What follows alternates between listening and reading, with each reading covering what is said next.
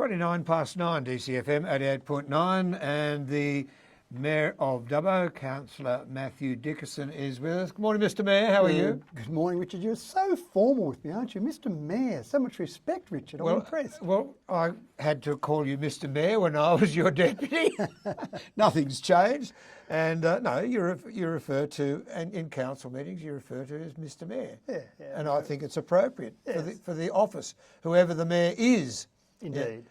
You're adjusting things there. I am adjusting things there, sorry, just to make sure I can still see you properly. So the pop guard, yeah. And it's interesting, isn't it? Because as you know from your time on council, one of the things that I first found interesting when I got on council is we'd be in a council meeting and I'd say, Richard, and then someone would nudge me beside me saying, no, you've got to call that person Councillor Mutton. And if you read the Code of Meeting Practice, which obviously all councillors did, then you must refer to the other councillor as Councillor X rather than their first name. And obviously that's part of that respect, but also to try and take a bit of heat out of the debate. Yeah. If someone's getting a bit frustrated, angry, it just makes it a bit more formalised when you're having to call someone Councillor X rather than by their first name. Indeed.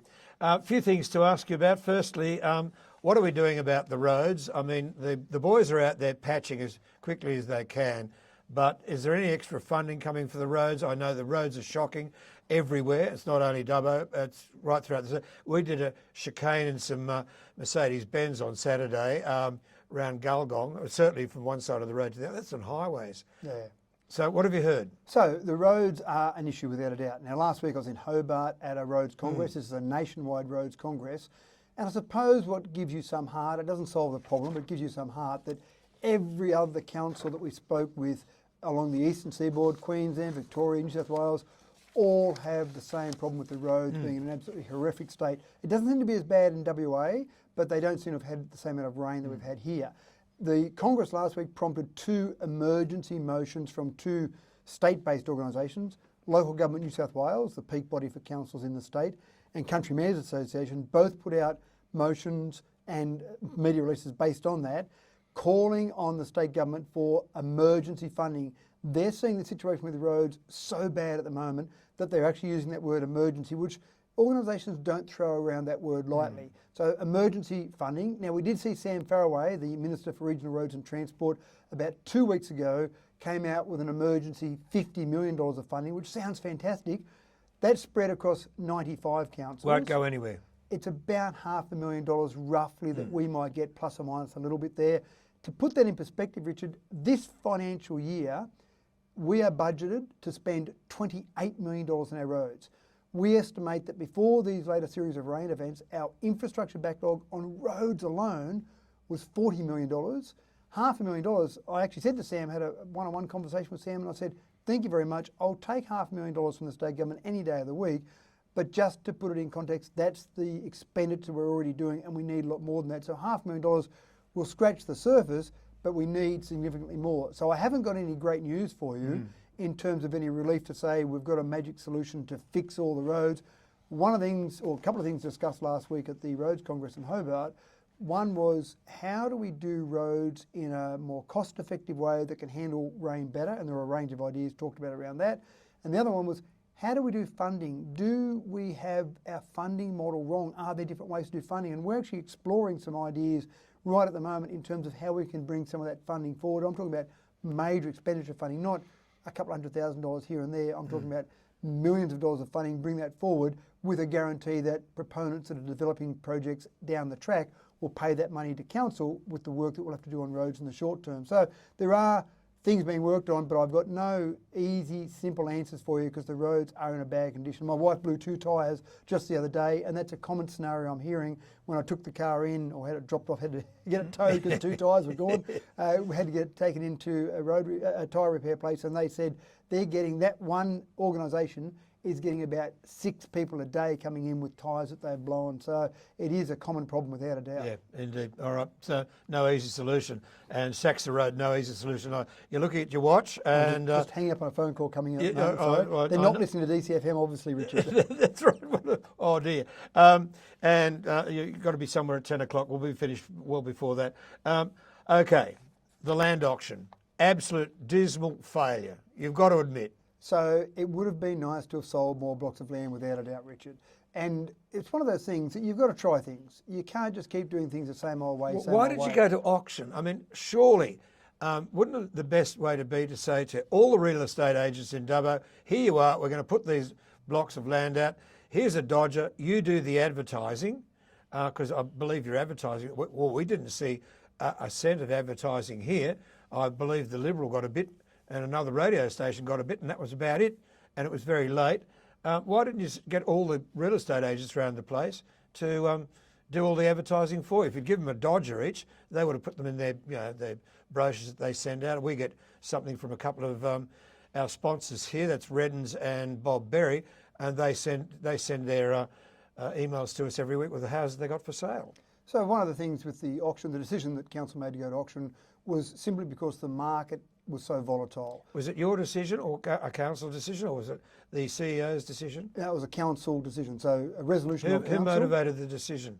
Oh, I think it was just in general discussion. We had a workshop about what price we might sell those blocks of land at, and part of that discussion was that the market was so volatile, so hot at the time, it was very difficult because we looked at a range of other prices in Dubbo and they were all over the place.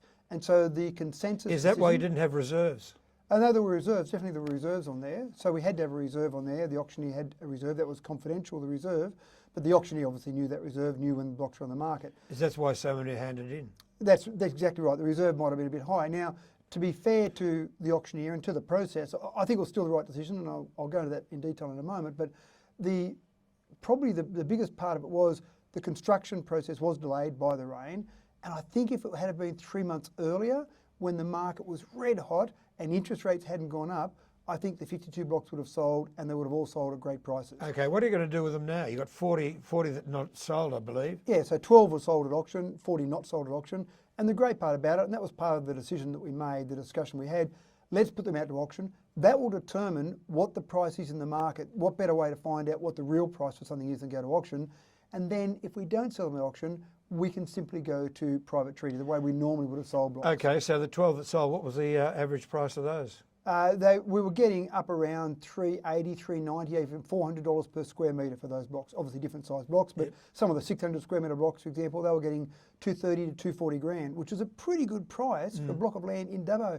Go back a few years, people would have laughed at you if you had have said that you were going to get those type of prices. So I like the idea, Richard, that this council is prepared to try things. The easy way to do it would have been to keep doing it the same old way that we've always done it in the past. I reckon you would have sold all the blocks, though, doing it the same old way. And isn't hindsight a wonderful thing? But we still have that option now to go and sell all those blocks in a private treaty, but we've got a really good idea. Are you going to, when you're selling these blocks now, are you going to restrict builders to 2? Still the same process in place. That resolution remains, that no one organisation or related entity can buy more than 2 of those blocks. But again, sorry, if I just go back a little bit there, we still can sell them at private treaty now. The idea of going to auction was really to test out that market. And again, this council is saying, let's not just do things traditional old ways. Let's try things different. Some will work, some won't. In this case, sure, it's easy to say, well, that didn't work. We only sold 12. Again, hindsight's wonderful, but I think we've now got a really accurate idea of what the price in the market is. I did notice another developer changed the price of their blocks of land after our first auction. What, change them down? They did change them down, that's right, because they saw the market wasn't quite as hot as it was. And if you go to the block on TV, that was quite interesting because they didn't sell... I was about to bring that up. They didn't sell all those either. Well, they only sold 1 at the auction and the rest of them were passed in. One's been sold after the auction. But that was quite interesting. The block, again, the commentary around that was a few months ago, they thought they would have sold all of those for good prices, but they only sold 1 at auction. So it gives you an idea just how much that interest rate, and there's been obviously several interest rate changes, but just how much that's impacted the market. But look, we tried it. It wasn't as successful as we would have hoped. It was a failure. It was a failure. Say the word, admit it. Well, I think selling 12 out of 52 wasn't great, but we've now got an accurate price as to what we can sell the rest of those for, and they're now for sale as we speak. So I think we'll sell those relatively quickly. So someone can walk up to the counter with a checkbook and say, I want to buy a block of land, they can do it. Correct, absolutely right. They can do that now. But again, Richard, you try things to see if you can do things better. And that's exactly what we did here. Yeah. Should we have sold all 52, that would have been wonderful. But we sold 12, that's not too bad. But again, we'll sell the rest by a private treaty and we'll sell them pretty quickly. Well, I was going to say, the 12 that have been sold, there's a commission being paid on those 2. They walk up to the counter, now there's no commission. So council lost a bit there as No, well. we didn't pay commission. We paid an auctioneer to run the auctions, but we weren't paying commission. All right. Yeah. Okay. Moving right along, says he, very quickly at 20 to 10, the lease at the airport for the police training facility.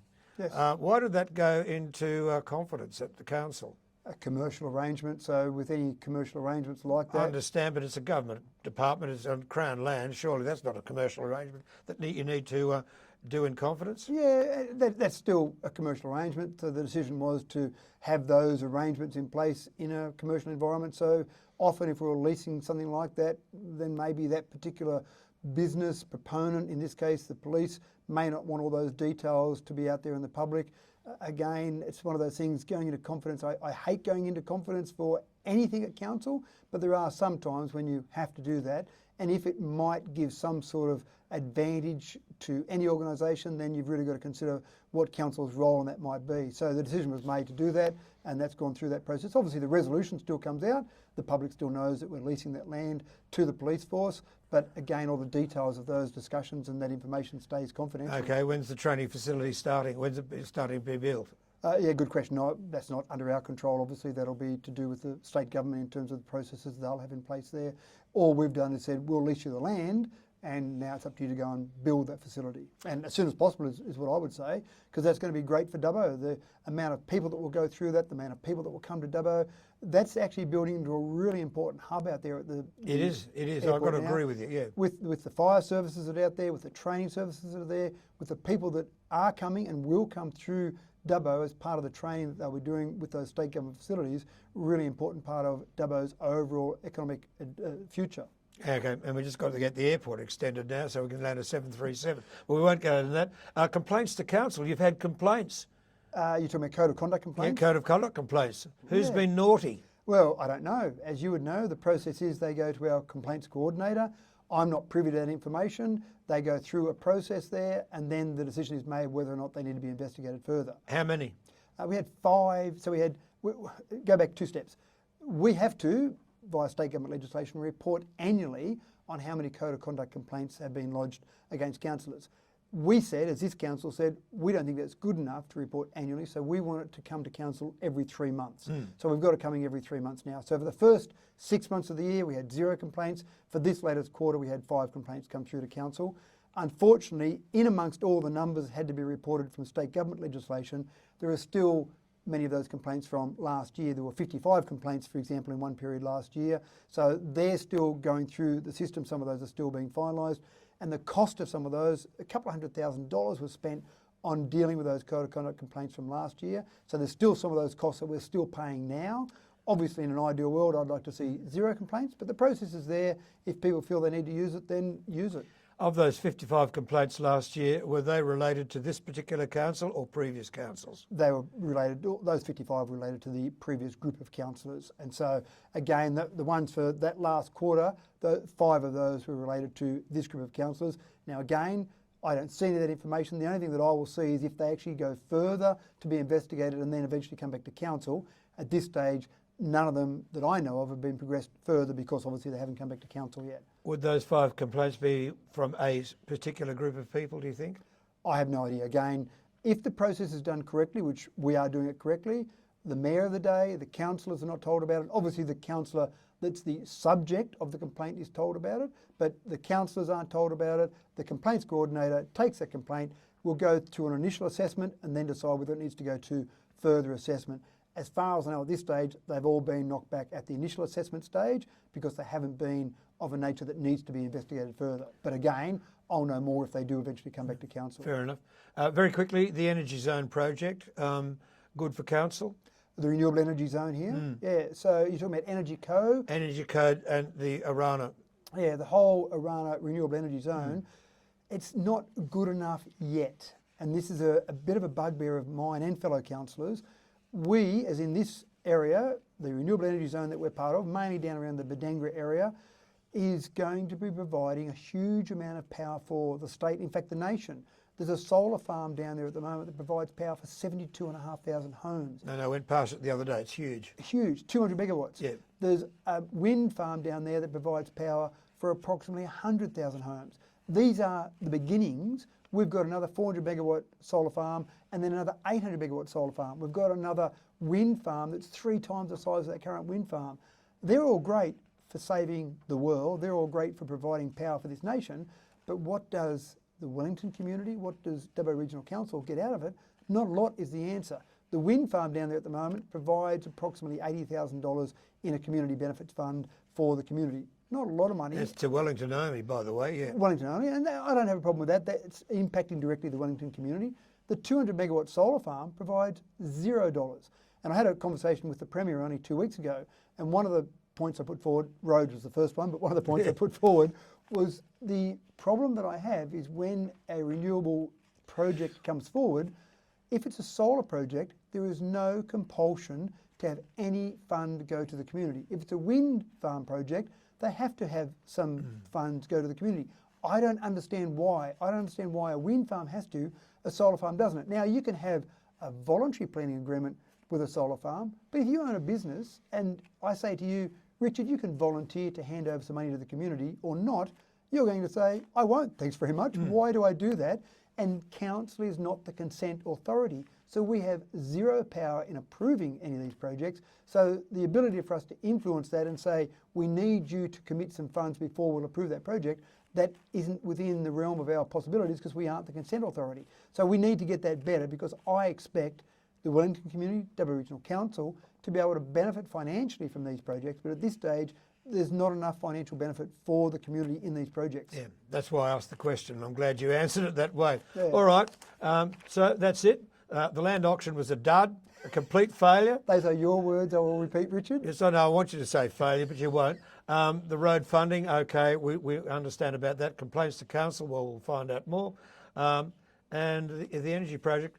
Mr Mayor, thank you very much for talking with me this morning. Always my pleasure, Richard. Okay, it's 9:45, DCFM 88.9.